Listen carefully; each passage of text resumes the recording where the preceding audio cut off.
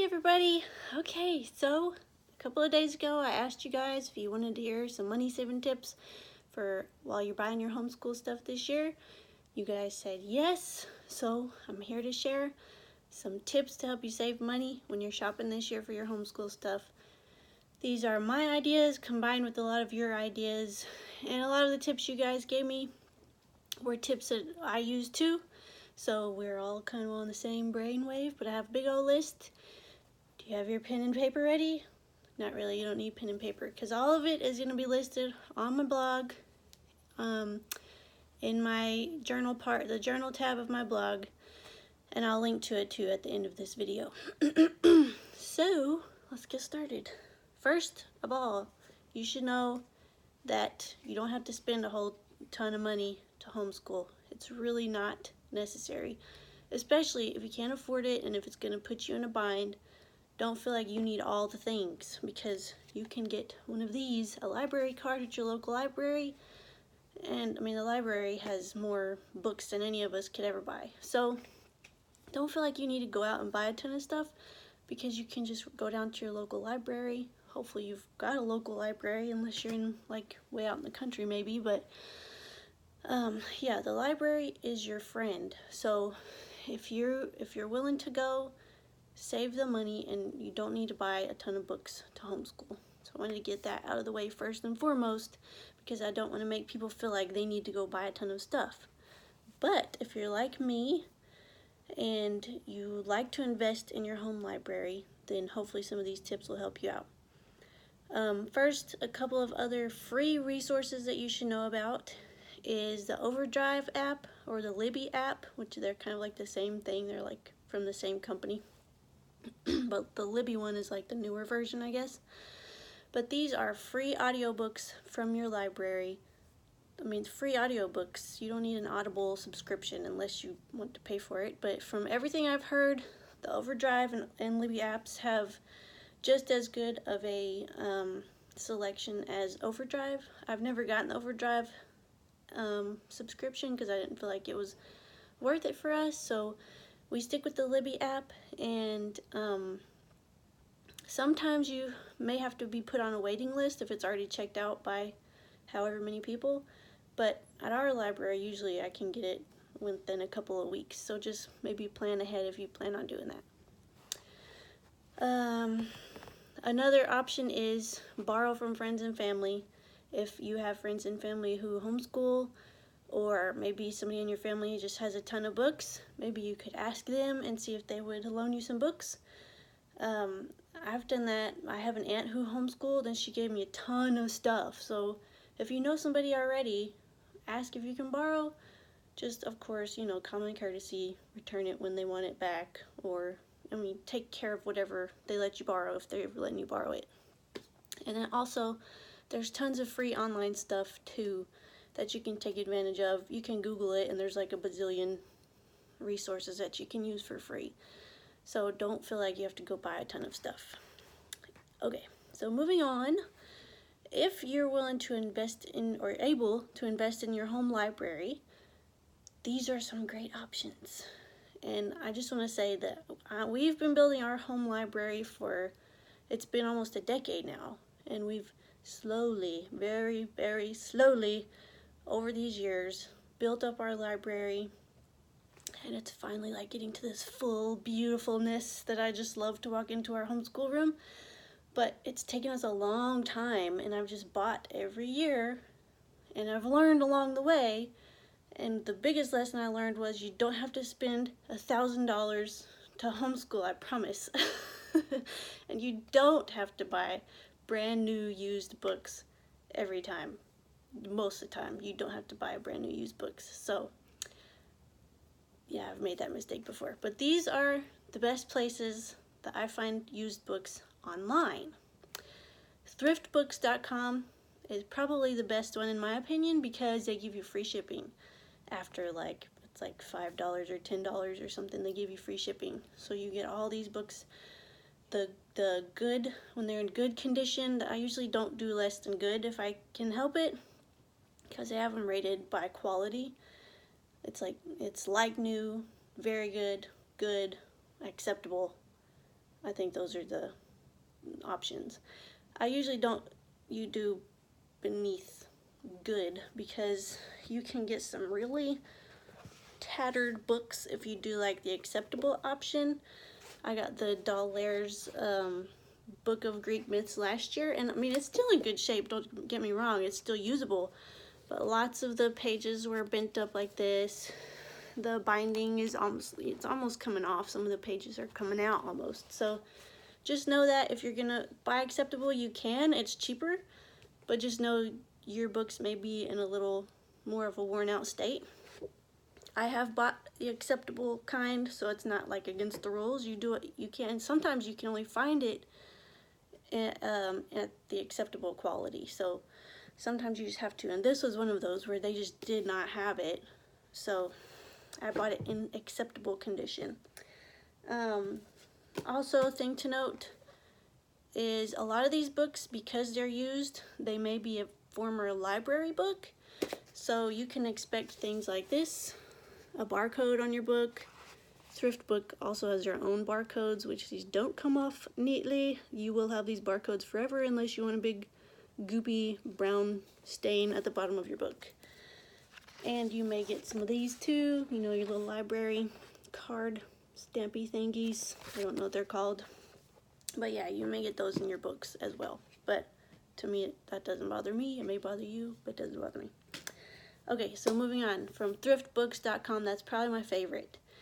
Used to, my very, very favorite was half.com, but half.com no longer exists in and of itself because it was like the side version of eBay that was just for books, but eBay stopped doing their books that way, and now you can only find them on eBay. But half.com was really good because you could get them for like 75 cents a pop, and sellers would combine shipping, so you could get it really, really cheap, but it doesn't exist anymore. So thriftbooks.com is the best one in my opinion now. Also, Better World Books, Half Price Books, Alibris, Amazon, and if you're okay with digital format, a lot of times you can find Kindle versions for sale or sometimes even free. So if you're willing to wait for those kinds of things, I usually don't buy Kindle version, but that is an option if you don't mind the digital format. A word to the wise: when you're buying from these sellers online, always, always, always check their seller rating, especially somewhere like eBay, because you never can be sure what you're gonna get if they have a really low rating.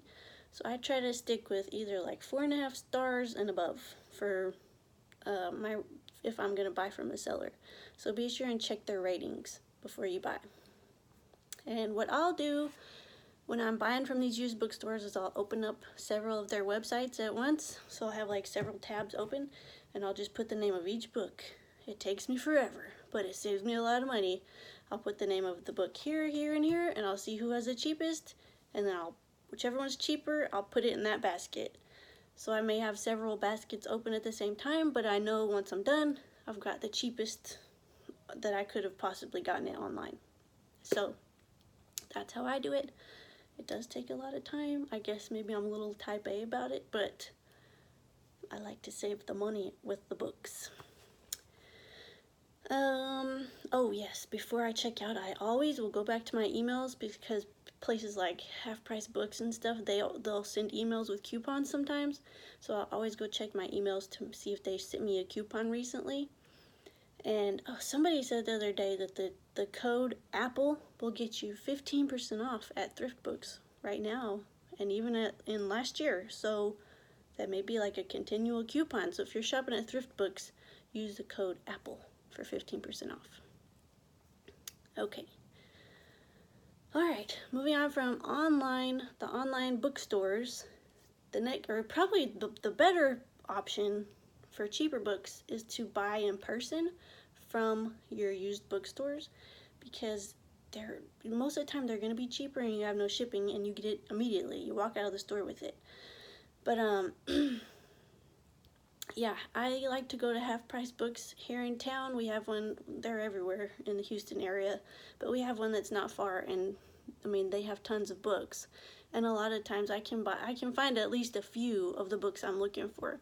So the thing with in-person shopping is you're not likely to find every single thing you're looking for, but you are going to have the better price. So like I found some Dr. Seuss books the other day for like $2 versus, you know, on the online shops they're like $4. So it's cheaper to buy them in store if you can. But some people don't have access to a used bookstore, so that may not be an option for you.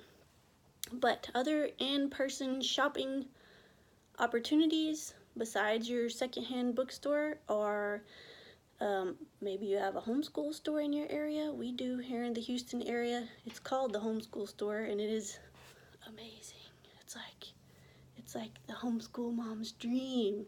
So if you're in Texas, near Houston, you need to go to the Homeschool Store as soon as possible because you won't want to leave. But they have a big giant, like almost half their store is used books. So there may be something similar in your area, and sometimes homeschool moms even have a little bookstore in their house. So, which was another thing on my list, was curriculum swaps. I've found that homeschool moms are the most generous with their used stuff and will almost give their stuff away for free, if not for free. I've gotten stuff for free from people I didn't even know just because I walked by the table and was like, how much is this? They're like, oh, just take it. So homeschool moms are just super generous, I think, because they understand the struggle and they want to just bless another family. So that is an option if you have homeschool groups in your area. Even if you're not involved in the group, you could just contact somebody and see, hey, are y'all going to have a curriculum sale anytime soon? And see if they've got something going on. Also, local library sales. You know, they do sales at the library where they get rid of their discarded books. So that's a great idea. And then sometimes you can find something at the thrift stores like Goodwill or garage sales. So those are some options too. It's kind of hit or miss when you go to like Goodwill or garage sale. You don't know what to expect, but occasionally you can find something really good. Okay, so beyond just the books, finding used curriculum is a possibility too, which is pretty amazing. But people are selling their old stuff a lot of times so that they can invest in new stuff. This year I purchased an instructor's guide from Sunlight, which is they're priced like $120 on their website, and I got it for $24. So you really can't beat that. These places online where you can find used curriculum are such a great resource, and you need to know them. First is homeschoolclassifieds.com, and I mean, like the title says, they just specialize in homeschool stuff, and people are selling a ton of stuff on that website. Second, eBay. A lot of people sell homeschool stuff on eBay too. So you could look there. Sometimes you can find a full curriculum package of whatever program you're using. Third, and my favorite, Facebook groups. And I'll tell you, I'm not a Facebook person. I don't really do Facebook. It's not my favorite. But the groups on Facebook are worth your membership, I promise. There are, like, I've found 4 that I have listed here, and it's just homeschool moms, and they're selling their books to each other. They're teachers' manuals. They're even sometimes consumables that haven't been used. So these are a few groups you could find on Facebook. Homeschool Curriculum Marketplace, Homeschool Used Curriculum Swap, Used Homeschool Curriculum Sale, the Sunlight Homeschool Curriculum Used Books. Even if you're not a Sunlighter, the book lists at Sunlight, a lot of people use their book list just because they're great books. So that's an option too. And again, Facebook has it to where the sellers can have ratings. So before you buy, check their ratings. Make sure they're honest folks before you give them your money. Then perhaps you need, even beyond the manuals and the books, you need the consumables, which most of us use consumables in some shape or form. Workbooks, whatever it is.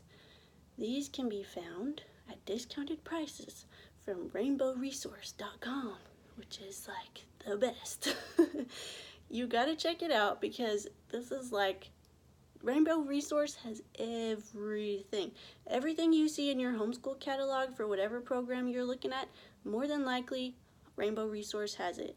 There are very few things that they don't have, but you can find Explode the Code for almost half off. You can find, what else did I buy the other day? Handwriting Without Tears for several dollars off. So yeah, you save your money. Don't buy from the homeschool company that you're wanting to use their curriculum. Go to Rainbow Resource first. If the price isn't better, then go with your publisher. But I would check that out first. So a couple other options are christianbook.com and mardell.com. So both of those companies sell homeschool books, and they're not just Christian books. They sell actual homeschool resources. So even if you're a secular homeschooler, you can use those websites as well. Oh, I was going to show you this book too because this one had a good rating. I just got this in today, and it had a good rating, which is like the third level. Like new, very good, and good. This was good. And it's like new. So the good to me most of the time is in great shape. So that's, yeah. I forgot to show you that one a second ago. Okay. And lastly, other school supplies. Somebody mentioned the dollar store for your markers, your pencils, your notebooks, your, those kinds of things that you don't usually buy from a curriculum place. Yeah, check out your dollar store. Our dollar store has these composition books for $1 or like 99 cents all year round. You don't have to wait for the school sales in August. They have them all the time. I stocked up on like 10 of these this year. So, and they're good. They're good quality. They're just fine for what we need them for. And sometimes also Goodwill. I've found really good 3-ring binders in really good shape from Goodwill. So that's an option too if you need those kinds of office supply type things for your homeschool. So anyways, that's like my whole blog post. This is a 20-minute video, but yeah, I hope that was somewhat helpful. You guys are welcome to add your few tips if you have any more that I didn't think of, because I don't know all the things, but this was a pretty extensive list of my ideas and your ideas. And hopefully if you needed some new ideas, or maybe you're new to homeschooling and you're feeling really lost, this was helpful and will save you a lot of money this year.